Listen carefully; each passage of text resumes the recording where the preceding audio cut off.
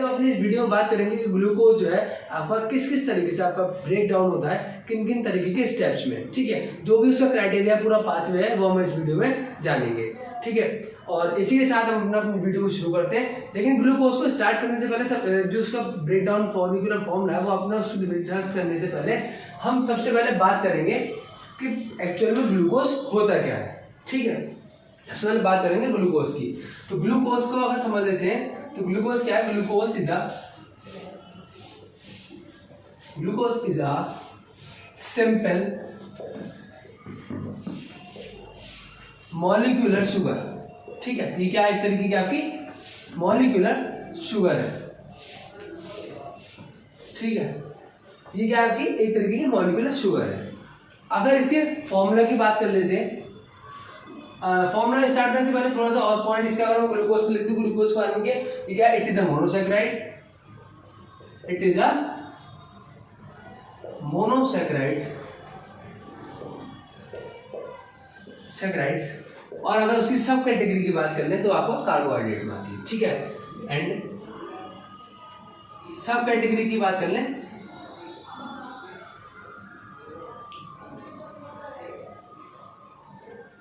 सब कैटेगरी की अगर बात करें तो आपका एक कार्बोहाइड्रेट है, कार्बोहाइड्रेट में आता है।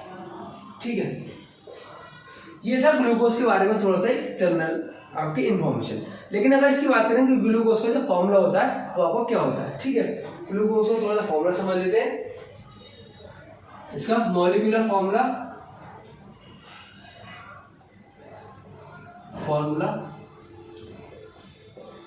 अगर ग्लूकोज का मॉलिक्यूलर फॉर्मूला की अगर बात करें तो आपका आता है C6H12O6।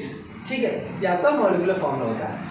If we are talking about the molecular mass of glucose, अगर मॉलिक्यूलर मास ऑफ ग्लूकोज को देख लें, मॉलिक्यूलर मास ऑफ ग्लूकोज, हाँ अगर मॉलिक्यूलर मास ऑफ ग्लूकोज की अगर बात करें तो हम ये आपका 180.156 ग्राम मोल, ये आपका मॉलिक्यूलर मास ऑफ ग्लूकोज होता है। ठीक है, तो ये आपका कुछ जनरल कैरेक्टर थे, जनरल फीचर्स थे या फिर जनरल इंफॉर्मेशन बोल सकते हैं ग्लूकोज की। तो ये हमने टर्म पढ़ी ग्लूकोज।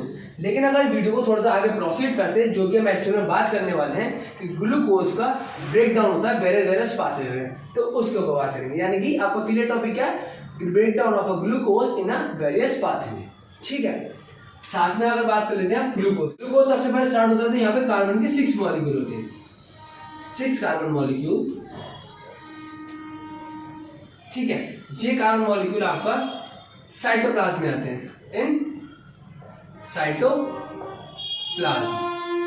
ठीक है, साइटोप्लाज्म में जब ये आगे जाएंगे, साइटोप्लाज्म में जाने के बाद क्या होगा आपका, ये आगे पायरोवेट में आपका कंप्लीट होगी।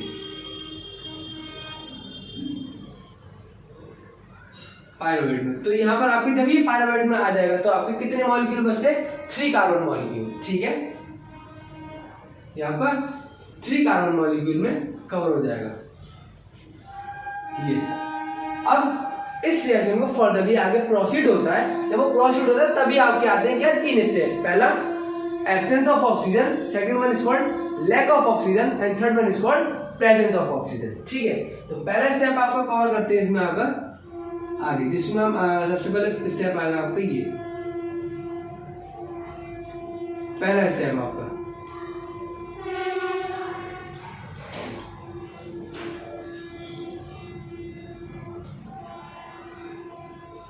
पहला स्टेप, इसमें आता है आपका एब्सेंस ऑफ ऑक्सीजन।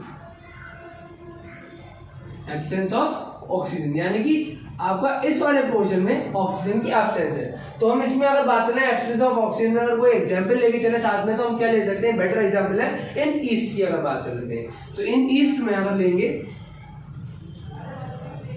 ठीक है, तो यहाँ पर आपका कौन सा पोर्शन कवर होगा, एब्सेंस ऑफ ऑक्सीजन का। ठीक है, एब्सेंस ऑफ ऑक्सीजन में देखेंगे तो क्या निकलेगा, एथेनॉल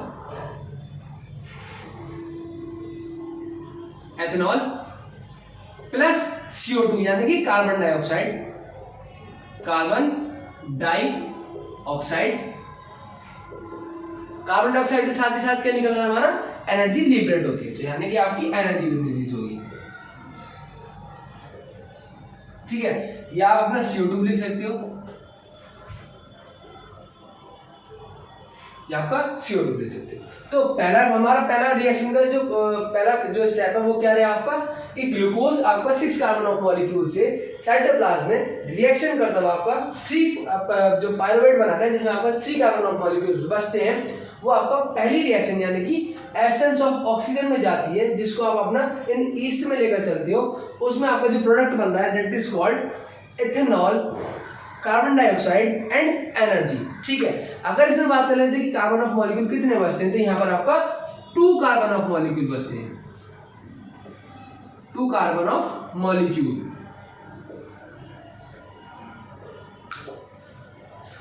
बिल्कुल ध्यान से सुनिएगा वीडियो को, इसमें आपको बहुत इजीएस्ट वे में आपको 3 बार स्टेप हम एकदम टिप्स पे याद करा देंगे कि आपको किस तरीके से आपका जो ब्रेकडाउन पे अगर क्वेश्चन आता है किस तरीके से आपका क्वेश्चन आ जाता है, किस तरीके का आपका जो है रिएक्शंस कंप्लीट होती है। ठीक है, पहली रिएक्शन समझ में आई। अगर इस रिएक्शन को फर्दरली प्रोसीड करते हैं यानी कि सेकंड वन स्टेप, तो सेकंड स्टेप में आपका क्या आ जाता है, सेकंड स्टेप की अगर बात कर लें ये, हाँ अब हमने पहला स्टेप कंप्लीट करा एब्सेंस में, दूसरा किस में करेंगे जहां पर थोड़ी अमाउंट में आपकी ऑक्सीजन प्रेजेंट होगी, दैट इज कॉल्ड आपका जिसको हम बोलते हैं lack of oxygen, lack of oxygen.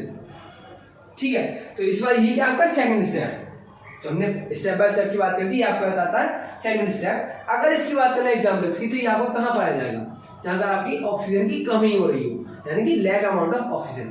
तो अगर उसका सबसे बेटर एग्जांपल लेके चले तो आपका इन अवर मसल सेल्स। अभी मैं आपको बताता हूं मसल सेल्स हमने क्यों लिया, क्यों होता है मसल सेल्स इन अवर मसल्स। ठीक है, लैक ऑफ ऑक्सीजन यानी कि ऑक्सीजन है, लैक मतलब कमी हो रही है ऑक्सीजन की, तो वहां पर अगर इसकी बात करेंगे तो वो क्यों आ रहा है मसल्स में। अगर हम बात करें सबसे पहले जब हम कभी रनिंग वगैरह करते हैं, कोई वार्म अप एक्सरसाइज करते हैं, या फिर कोई ऐसी एक्टिविटी कर रहे हैं जिस पर हमारा हार्ट रेट है वो डिमांडिंग ऑफ ऑक्सीजन को ज्यादा मांग रहा है, मतलब ऑक्सीजन की कमी हो रही है, इस वजह से तो ऑक्सीजन उसको ज्यादा चाहिए। तो जहां पर अगर ऑक्सीजन का रेट बढ़ेगा, डिमांडिंग ऑफ ऑक्सीजन बढ़ेगी, वहां आपकी मसल्स में ये लैक ऑफ ऑक्सीजन वाली सिचुएशन प्रोड्यूस होगी। ठीक है, जब भी हम लोग कभी अगर रनिंग वगैरह करते हैं तो आप देखते हो कि आपकी सांस फूलने लगती है। ठीक है, तो वो सांस क्यों फूलती है, एट द टाइम वो सांस जो फूलती है वो इस वजह से फूलती है आपकी, वहां हमारी मसल सेल्स में ऑक्सीजन की कमी होने लगती है। ऑक्सीजन की कमी की वजह से वो कंडीशन आपकी सेकंड स्टेप में आती है, that is called lack of oxygen.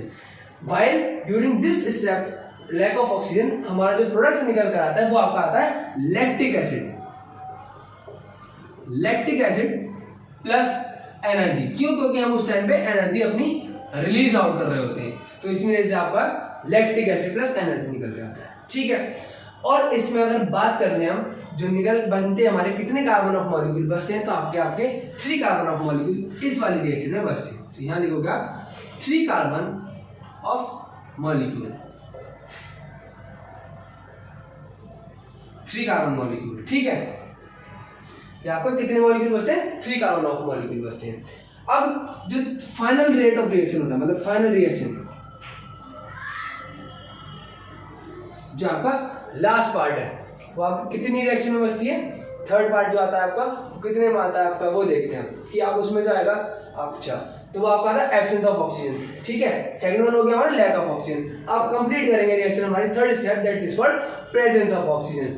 अब बात कर लेते हैं ऑक्सीजन की प्रेजेंस वाली कंडीशन। तो ऑक्सीजन की प्रेजेंस वाली अगर कंडीशन की हम बात कर लेते हैं तो वो कौन सी कंडीशन आती है, उसमें अगर हम एग्जाम्पल लेंगे वो वाली कंडीशन जहां पर हमारी जो अमाउंट ऑफ एनर्जी है वो एनर्जी जो पूरी कंज्यूम है और आपकी साथ ही साथ वो लिबरेट करेगी एनर्जी। ठीक है, तो वो आपकी कंडीशन आती है यानी कि PRESENC प्रेजेंस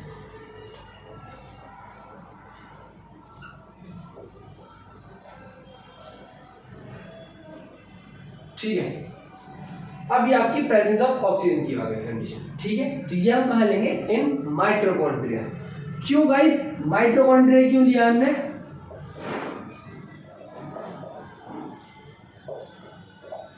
क्यों, क्योंकि because mitochondria is also known as the power house of the cell. ये आपकी सेल को एनर्जी प्रोवाइड कराता है, यानी कि power house of the cell इसलिए कहते हैं। इस वजह से हमने यहाँ पर प्रेजेंस ऑफ ऑक्सीजन है, क्योंकि यहाँ पर हमारा जो एनर्जी है वो हमारी आपकी एग्जैक्ट अमाउंट में रहेगी। ठीक है, तो इसका प्रोडक्ट जो बनता है वो आपको क्या होता है, कार्बन डाइऑक्साइड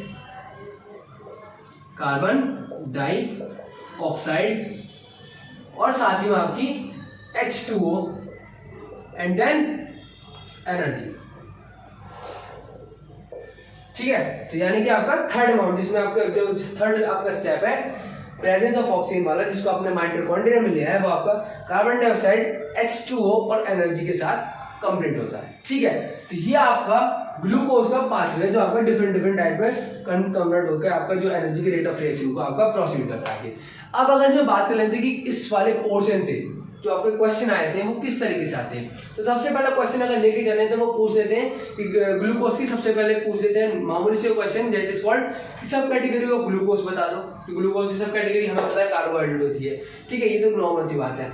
अगर बात करें मॉलिक्यूलर फॉर्मूला की, we are also known as the normal formula of glucose that is C6H12O6, ये आपका ग्लूकोज का फॉर्मूला हो गया। अगर बात कर लेते हैं मॉलिक्यूलर मास की, तो वो आपका 180.156 ग्राम पर मोल होता है। इसको नोट डाउन करिएगा, ये आपका इंपॉर्टेंट पॉइंट है। ठीक है, मॉलिक्यूलर फॉर्मूला की बात कर ले, और यहाँ से आपका जो रेट ऑफ रिएक्शन होता है, जो स्टेप्स बाय स्टेप आपके रिलीज होते हैं, मतलब जो आपकी जिस तरीके से आपका जो ग्लूकोज है आपका फर्दर रिएक्शन करते हुए 3 स्टेप्स में डिवाइड होता है। पहला स्टेप आपका पायरुवेट के बाद, जिसमें आपके 3 मॉलिक्यूल से स्टार्टिंग होती है इन तीनों रिएक्शनों की। पहला एब्सेंस, दूसरा आपका लैक में, और तीसरा आपका प्रेजेंस ऑफ ऑक्सीजन में। ये आपका ईस्ट में कंप्लीट होता है, ये आपका मसल्स में होता है, और ये आपके साथ माइटोकॉन्ड्रिया में होता है। ठीक है, और ये आपका इथेनॉल, कार्बन डाइऑक्साइड और एनर्जी के साथ, यहाँ 2 मॉलिक्यूल या 3 मॉलिक्यूल आपका कार्बन डाइऑक्साइड, वाटर और साथ में एनर्जी को रिप्लेस करता है। तो ये आपका ओवरऑल कंप्लीट होता है ग्लूकोज का breakdown. I hope you guys are liking this video. Like and comment share with your friends. We will see in the next video. Thank you.